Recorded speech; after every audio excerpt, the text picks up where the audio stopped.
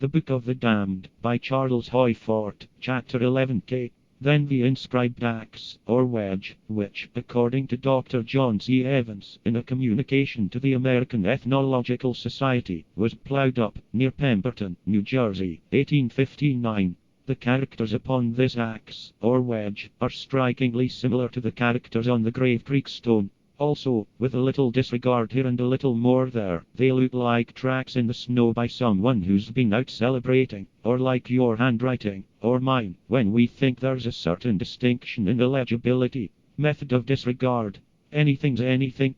Dr. Abbott describes this object in the report of the Smithsonian Institution, 1875, page 260. He says he has no faith in it.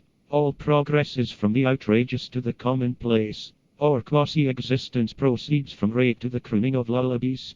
It's been interesting to me to go over various long-established periodicals and note controversies between attempting positivists and then intermediatistic issues. Bold, bad intruders of theories, ruffians with dishonorable intentions, the alarms of science, her attempt to preserve that which is dearer than life itself, submission, then a fidelity like Mrs. Micawber's. So many of these ruffians, or wandering comedians that were hated, or scorned, pitied, embraced, conventionalized. There's not a notion in this book that has a more frightful, or ridiculous, mean than had the notion of human footprints in rocks, when that now respectabilized ruffian, or clown, was first heard from. It seems bewildering to one whose interests are not scientific that such rows should be raised over such trifles.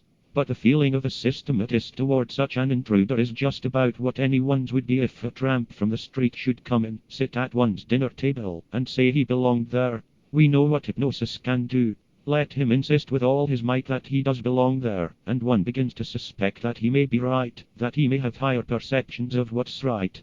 The prohibitionists had this worked out very skillfully.